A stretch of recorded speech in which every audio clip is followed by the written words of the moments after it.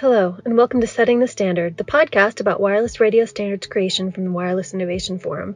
I'm your host and Communications Director of the Forum, Stephanie Hamill. Today we have a special episode outlining Day 3 of the Forum's virtual summit, WINNComm 2021, featuring sessions on SDS Standards, drones, international regulations, and the top 10 most wanted wireless innovations, with endnotes by John Chapin and Nick Laneman.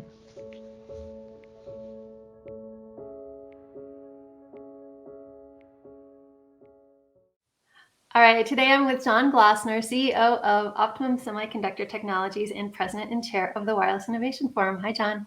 Hi, Steph.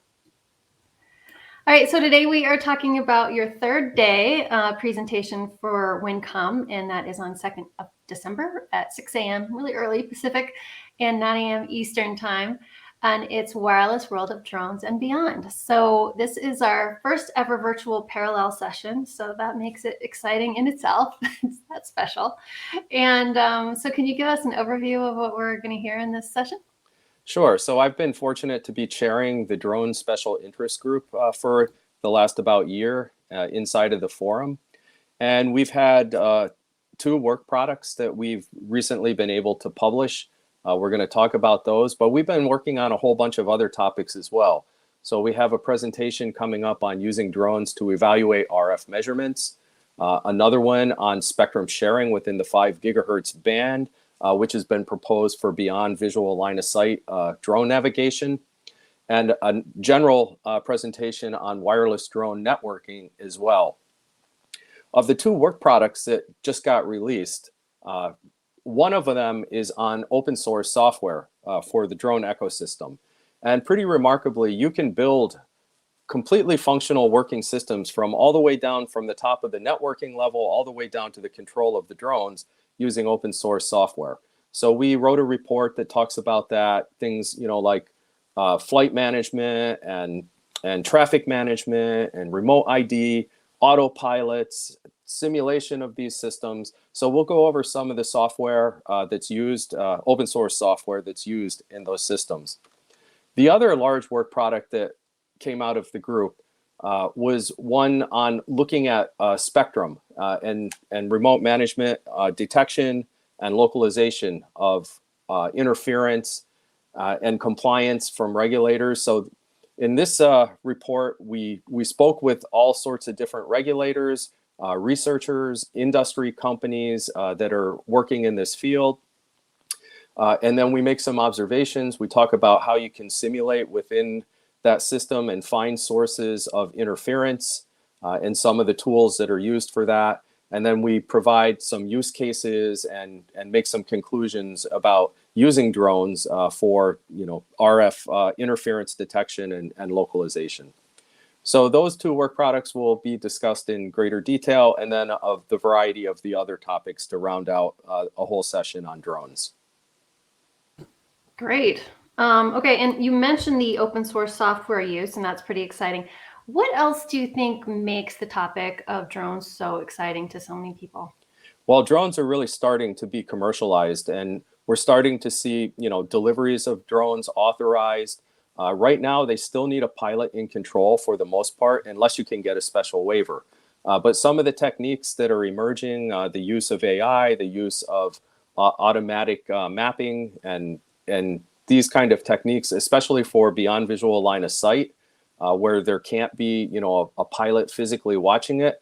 So once these systems are available, widely available, and in use, then it's expected that many commercial applications will open up. Everything from inspections of towers to delivery of products, everything from electronics to food, et cetera, medicine, and more.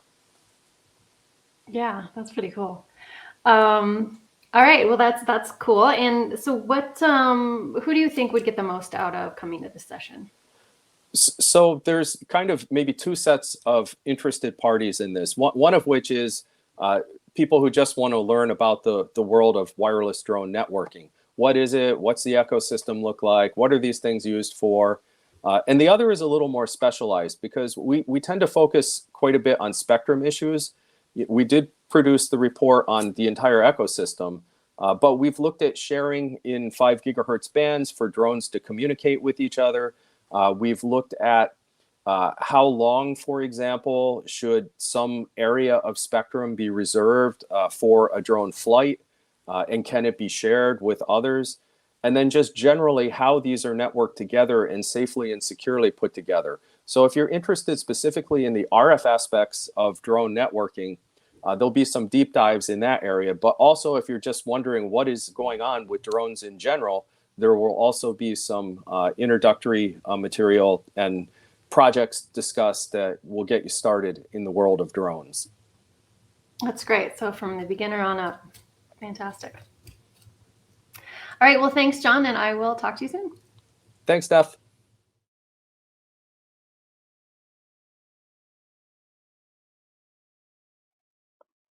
I'm here with Prakash Moorut of Shure and Chief Regulatory Officer of the forum. Hi, Prakash. How are you? Doing good. How are you, Stephanie? I'm great. Thanks. And Prakash, you'll be taking care of the International Regulatory Panel on the final day of WINComm, Thursday, 2nd of December at 8 a.m. Pacific, 11 a.m. Eastern. Can you give us a little session overview and explain too what the WRC 23 agenda items are? Yeah, thanks. Thanks, Stephanie. I'm very excited about this panel with some key regulators from all of the ITU regions. So we have regulators from region 1, which is Europe, so from France and UK. And we also have regulators from Canada and Brazil, basically from region 2, which covers the Americas region in ITU. Region 1 covers Europe, Middle East, and Africa. And then we also have regulators from ITU region 3, which is Asia Pacific. So we actually have someone from Australia and then also from Singapore, on this panel. So what these regulators will do is provide an update on what they've been doing in terms of releasing spectrum for the past year since, I guess, our last panel. For example, Brazil has opened the 6 gigahertz band for unlicensed use with rules that are similar to the US, but there may be differences too. Same with Canada. So I want to hear about what these regulators have done and how these compare with US, for example, or even other parts of the world. Both countries have also released spectrum in the 3.5 gigahertz band, and I said in Canada is also looking at some framework that's very similar, perhaps to the CBRS band, but we have in US. So I just want to make sure that they can come and share whatever they've done in Europe. I expect the regulators from UK and France to talk about what they've done locally, but also they're heavily involved in the World Radio Conference. WRC stands for World Radio Conference. I'll talk about that in a minute. So there are some key agenda items for ITU Region 1 covering Europe, Middle East, and Africa, so we can talk about those items. And then, Singapore has also released spectrum, the millimeter wave range in mid-band, and Australia has also been opening spectrum on a shared basis in like 3.8 gigahertz, for example, or millimeter wave bands. And we've also we'll have an open consultation about 6 gigahertz. So I want to hear about what they intend to do with that band. So as you can see, there's a lot of commonalities between what we have been doing in this Win Forum, and also what these regulators are doing. And maybe the new thing to Win Forum is WRC. So let me talk about WRCs. So every 3 to 4 years, uh, governments around the world meet to revise how spectrum is used, and these are what we call world radio conferences. So they've started a long time ago. I mean, this one I don't know, which which number is going to be. I mean, they've started World Radio Conference more than probably 100 years ago. ITU, as you may know, have been set up in 1865, so more than 150 years ago. And since then, they've started World Radio Conferences that then allocate spectrum to various services, whether it's mobile, whether it's broadcast, you name it. So for the upcoming World Radio Conference, which will happen in United Arab Emirates, so either in Dubai or Abu Dhabi, there's a long list of agenda items that will be discussed, and one of them, for example, that's important for ITU Region 1, which covers Europe, Middle East, and Africa, is the use of the TV UHF ban for mobile. So in US, we had the 600 megahertz auction several years ago, and part of that band was allocated to mobile use. So TV needed to move out, wireless mics needed to move out of that band. So this is a very important agenda item for Region 1. So I expect, France and UK, for example, to cover that in addition to the other items that may be more relevant for their, national needs. The last WRC took place in Egypt, and there were some items there that were also very important for the US, for example, and one of them was potential interference from 5G in the 24 gigahertz band into weather satellites, and there was some concern that NOAA, for example, won't be able to predict hurricanes and stuff like that. So there were some emission limits that were regulated for 5G in the 24 gigahertz band to make sure that there's no interference to weather predicting systems, for example. So these are very important. You have more than 160 countries that attend those, and then more than 900 companies and universities, uh, and yeah, so it's a big deal. More than 3,000 people actually attended the last one in Egypt, and again, there were a lot of agenda items that were very important for the use of spectrum. So Yeah, great. That's a very content-rich session then. And who do you feel this session will apply the most to or appeal the most to? Who would get the most out of it? So I would say, I think regulators around the world, I think I would definitely invite them to attend this session. I made sure that we have regulators from all of the free IT regions attend, and they'll cover a wide variety of topics going from shared spectrum, unlicensed spectrum, dedicated spectrum, and even, as I mentioned, topics relevant to WRC. So I think that's a unique opportunity for them to learn about what's going on in these free IT regions.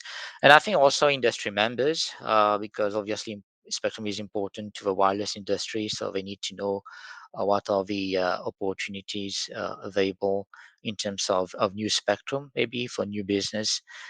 So I would also encourage, various industry members to attend. And just one last one about WRC. So I didn't mention that a WRC typically lasts for 4 weeks. And then you have like 3 years of work in between these WRCs. So it's like, every time it's a combination of 3 to 4 years of work and 4 weeks of meetings. So it's really a big deal. And all of these regulators are heavily involved in that process too. So they, whoever attends this panel will be able to hear about some of these hot topics that will be discussed at the next WRC in the UAE, and then get some insight into what could change potentially. So Right. Great. All right. Well, I'm looking forward to it. And thanks so much for sharing all this information with me. And I will talk to you again soon. thank you, Stephanie. Thank you, Prakash.